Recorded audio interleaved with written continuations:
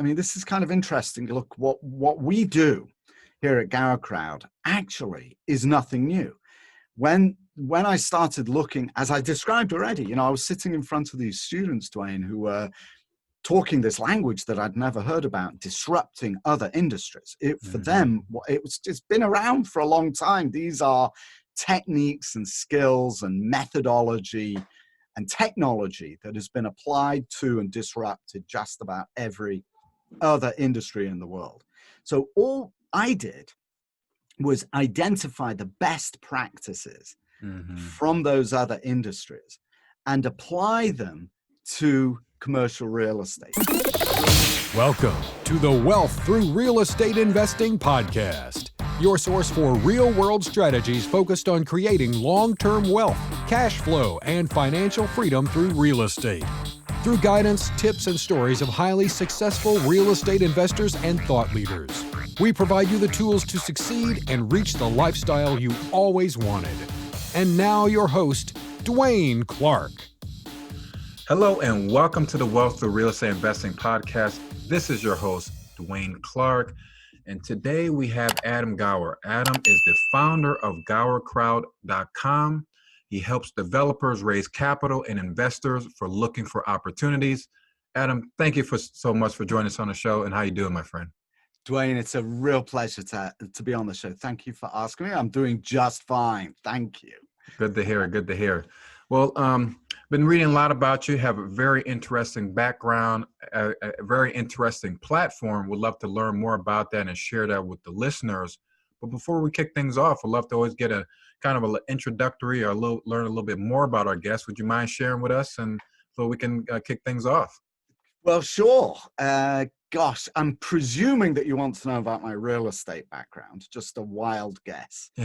So it's try and do this as fast as possible. The biggest advantage that I have had, I think, in my career in real estate was that I started by getting my hands really dirty. Actually, I actually started as an apprentice to an electrician, pulling wires. And because I was the apprentice, he had me crawling around in basements, fighting cobwebs and dead rats, right? And in attics, pulling wires and dealing with, all kinds of muck and fluff.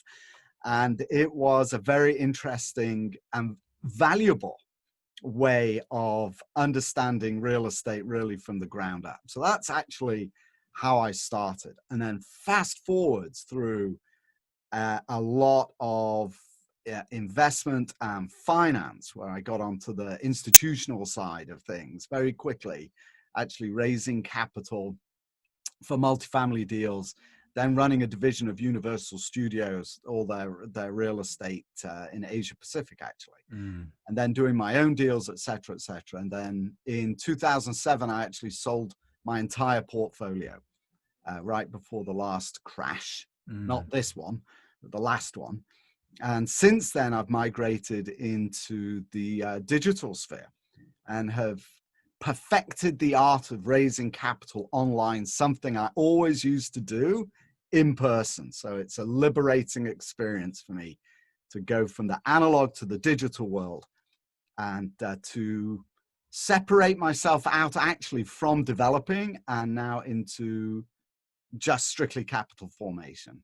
Absolutely. Yeah, we had talked a little bit of pre-show because I came from that traditional world where I'm, sending letters out and buying mailing lists and joining country clubs. And now with the Jobs Act, 2012 kind of totally transformed the whole industry, where you've seen a lot of different players come into the crowdfunding space and giving a lot of syndicators and operators these new opportunities, and having regular old accredited investors to be able to find these deals and network with investors, and it opens up a whole new world.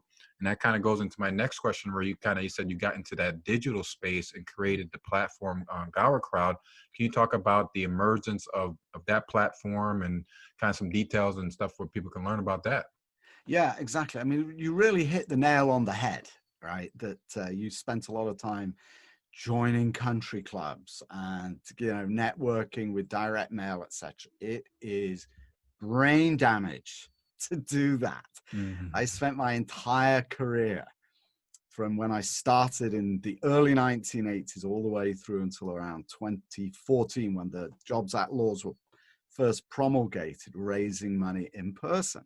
And you have to go through this whole dog and pony show and arrange to meet people at times and places of their convenience, and frankly pander to the nicer points of getting together with people individually.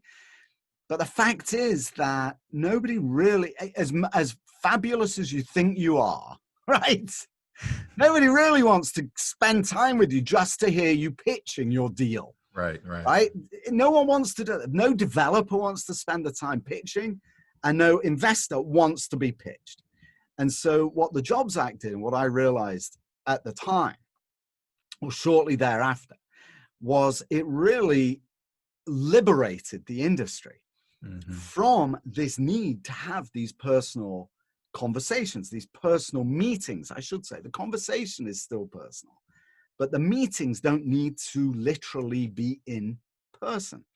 And when I connected, the way that I connected the dots was that I was actually working in a space just like you work in behind you there, a co-working space where there were a lot of, actually I was at a university where there were a lot of students, and it was an incubator where they were doing startups. And so I started investing in seed startups, or seed investing in startups, angel investing.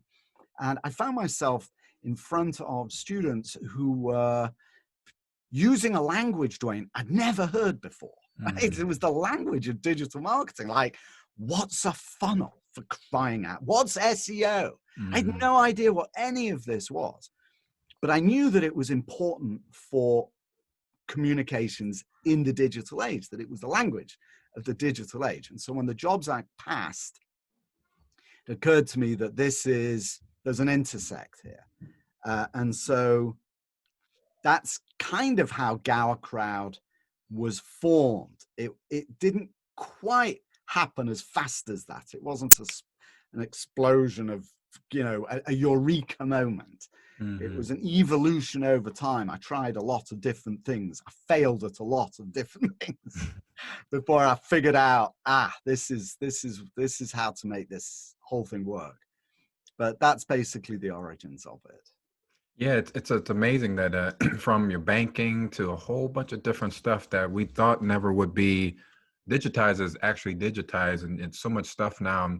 And to think that people are raising millions and millions of dollars for deals, a lot of them that they're not actually seeing the deal, or they're just seeing presentations of it, or that we just come as a society now to the point where with the pandemic, there's a lot more e-commerce and more comfort into that space. So now we're just going to see it, I believe, going to be exploding even more as, people get more familiar with this investing online and different things like that. And as far as kind of the projects that you work with, the clients that you work with on your platform, is it more more catered to one particular niche, like multifamily or office? Or are you kind of open to many different projects? What type of stuff are you guys working on? Yeah, so it's not, we are asset class agnostic. Basically, what we build is suitable for any kind of real estate. So we have private clients who are across the gamut in terms of the asset classes that they raise money for. Keep in mind that, this is kind of interesting. Look, what we do here at Gower Crowd actually is nothing new. When I started looking, as I described already, I was sitting in front of these students, Dwaine, who were talking this language that I'd never heard about, disrupting other industries.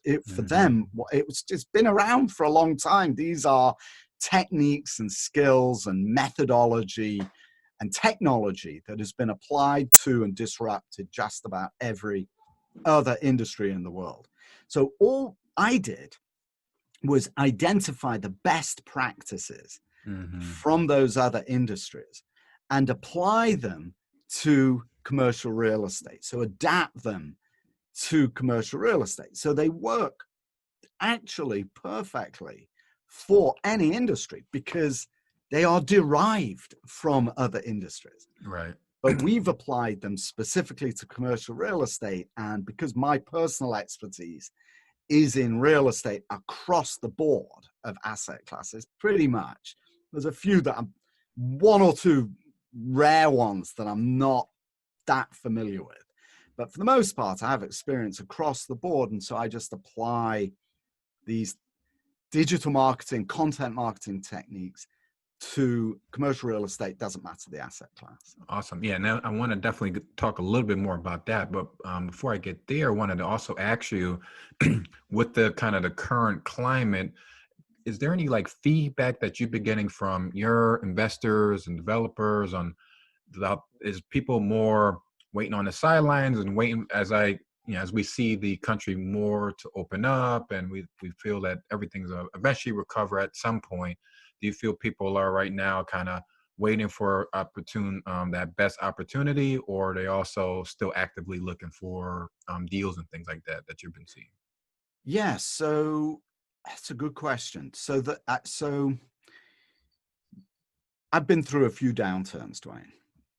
The first one was in the late 80s, early 90s. Then I went through another one kind of when I actually moved to Japan to work ended up working for Universal Studios in Tokyo. So that was the second one. Then there was the dot-com downturn in the early 2000s, then the 2007 and now nine, and now this one. So there are some very interesting dynamics. The key is you have to remain alert and flexible. Business is not as usual today. Mm. So if you are still looking for the same deals that you were looking at 3 months ago, right, before coronavirus hit, you're not looking in the right places. You're going to really struggle. Plus, more importantly, when you raise money, it's going to be a harder task because raising money is all about the story that you tell, Right. not a fantasy, not a fictional story. It's the story of the deal. Everybody wants to know the story. During the last downturn, I was brought into a major bank, and my job was to sell non-performing loans, all collateralized by real estate. So I was selling real estate, but I was selling the paper that was on them, right? The mortgage paper that was on them. And I remember this one guy, even then, it was a long time ago. I told him about, we've got this one deal, you should take a look at it. And the first question he asked me was, what's the story? What's the story? Right. He knew the numbers. I told him what the numbers were and he liked those, but now he wanted to know the story. So when you look for deals today, you want to be finding deals with a story, and that story probably has some kind of distress involved in it that speaks to the discount that you're getting. Right. But importantly, because everything is really changing, if you do have a story and it is premised on some kind of distress because of coronavirus, you also have to be able to address how what you're going to do is going to accommodate any societal changes that may be impacting that asset overall. So it's a complicated story that you're going to be telling today. Yeah, absolutely. That was great point. I like that you put it that way. And also kind of goes into the segue of the next question of the educational part. You're talking about like the digital best practices. I know you preach that a lot. You do a tremendous amount of educational content on for syndicators and investors and how the process of what's the best practices. Can you give us maybe just a couple tips that you can think of, maybe 3 or 4 that you can say that people can implement today to really get them off to a good start in this process? Yeah, absolutely. So the first thing, look, is don't be overwhelmed, right? You want to create content. And the best way to create content is to just start creating it. Don't worry that it's not perfect. In fact, understand it will never be perfect. Right? It's just period. Mm-hmm.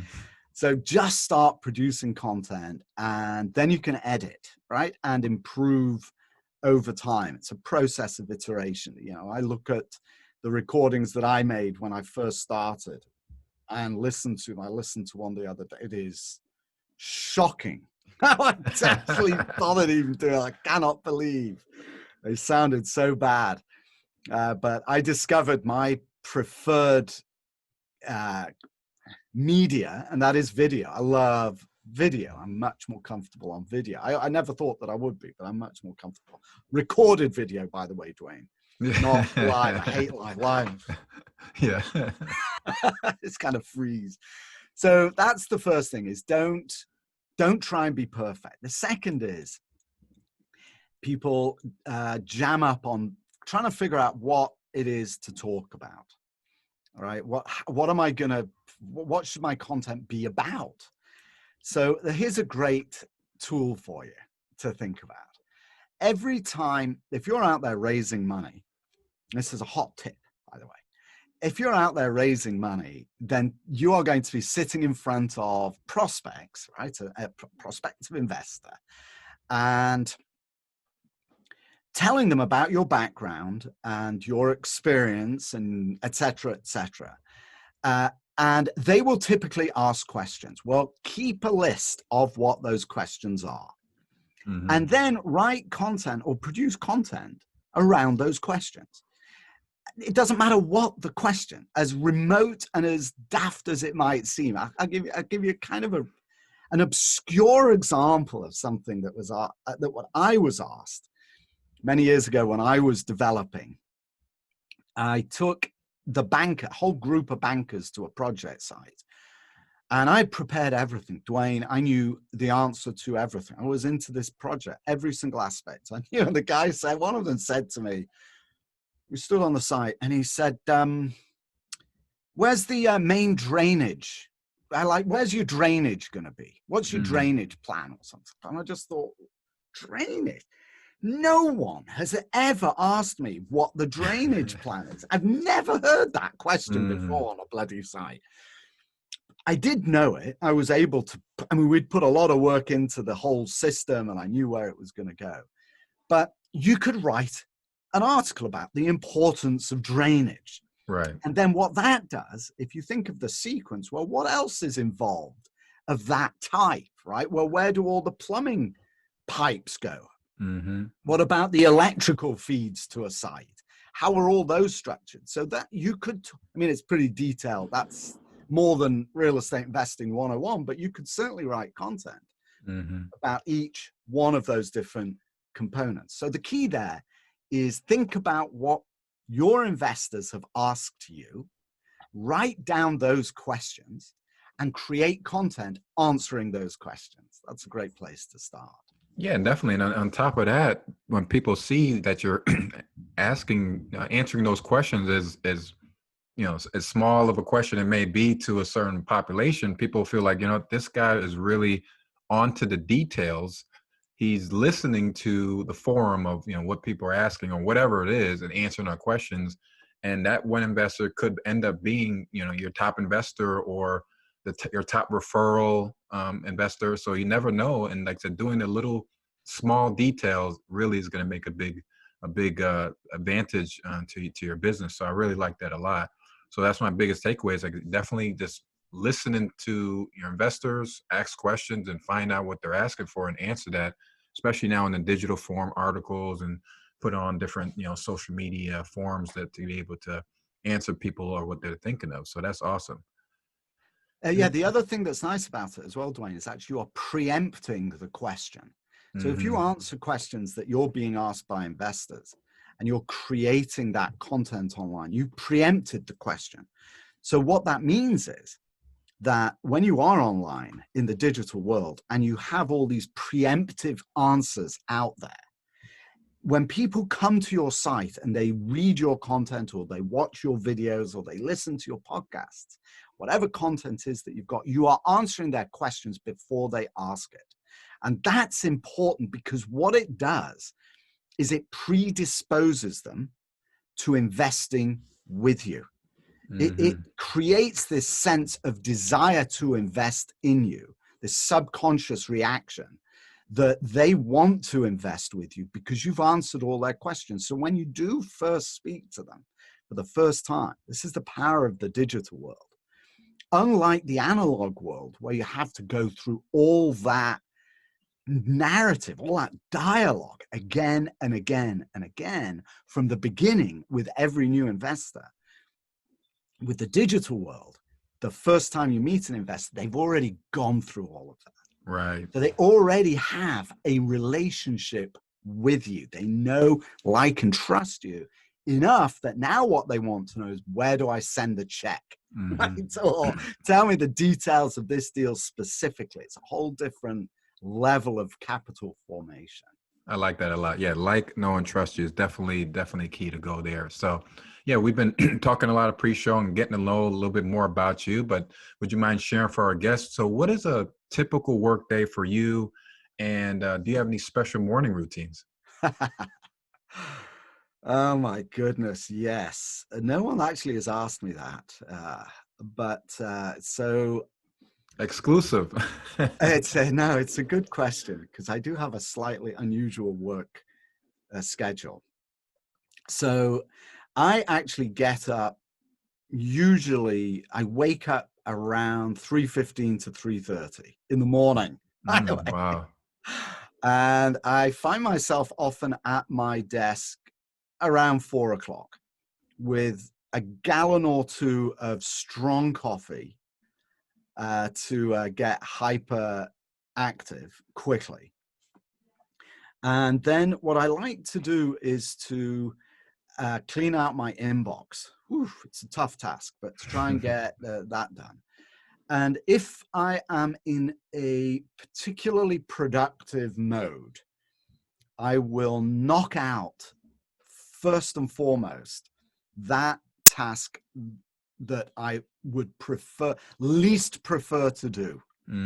Right? It's I've heard it termed eating a frog for breakfast. Right? It's like the one thing that I know that's going to get me the furthest, the fastest, but I least want to do because it involves considerable brain power or something. It's not bubblegum work, kind of rote work. So I'll try and get that done. Oh, I like that a lot. Yeah, it's a very good tip there. What can you say that with all your success, all of the experiences that you have, what do you could say that you're most grateful for? You asked me this to prep for this question before. You didn't ask me to prep, but you told me you were going to think ask about this it. question. Yeah. And I'm not even going to think about it. Sometimes it's the answer that comes to your mind absolutely at the moment that is important, which is actually why I do like to spring those questions on people as well without them knowing. So I'm not going to try and come up with something clever. I'm going to tell you what I'm actually most grateful for is my wife, actually. Beautiful. Yeah, especially during these days of this lockdown stuff. Unbelievable amount of work going on that allows me to do what I'm doing completely with immunity, to use a relevant term, but completely sheltered from everything else that's going on in terms of the house and looking after kids and keeping the house clean and preparing food, etc. That's what I'm most grateful for right now. Yeah, that's the same with me, my family and stuff like that, especially these times you have to work and do things, and just for them to stick with you and help you, and everyone's on the same mission to allow you to do that is, definitely something that's really something to say. So I really appreciate you sharing that. For your platform, is it simply just going to your website, signing up, or is any other information you'll be willing to share with us so we can get in contact with you? Oh, thanks so much for asking. Yes, no, there's nothing really to sign up for particularly. There are a couple of options. We take on private clients, and the best way to really understand what we do is to watch the whiteboard workshop. So I put together a whiteboard workshop, and you can find where I walk through, actually on a whiteboard, the whole process, everything we do from soup to nuts. I actually show you the whole system in enough detail that you can do it yourself. So if you can find that on the website somewhere. Oh, actually, yeah, you can just go to, there's a little search bar, gowercrowd.com. There's a little search bar, put in the word whiteboard, and then just go and take a look at that presentation. And then we also have the entire investor acquisition system, which is the system that we build for private clients, committed to a digital format, to a training program in video. And you can usually find pop-ups for that here and there and everywhere on the site. So if you want to buy the course, you can buy the course as well and build the system yourself. Awesome. Yeah, that's great to hear. Like I said, your website have a tremendous amount of content on there, really good stuff. And also, do you also have a podcast as well, or? I do. I have a podcast. It is on there on the site. There's a button there. Perfect. It says podcast, and it's easy to find. And yeah. Yeah, I've seen some of the guests that it's like really, really good stuff there. So I encourage everybody to check that out. But yeah, I really appreciate it, Adam. It was a great interview, learning more about your company, your process, and how you kind of grew on Gower Crowd to where it is, and all the stuff that you shared with us, all the tips and strategies and stuff. So we're really grateful for that. So again, enjoy the rest of your week. All the best to you and the family, and look forward to connecting with you again soon. Yes, Dwaine, real pleasure to be on your show. Thanks for having me. All right, take care, my friend. Thanks for joining us on this episode of the Wealth Through Real Estate Investing podcast. Don't forget to subscribe and leave us a review on iTunes or the listening platform of your choice. Also, please check us out at DwaineLClarke.com, as well as find us on Facebook for more useful content and resources.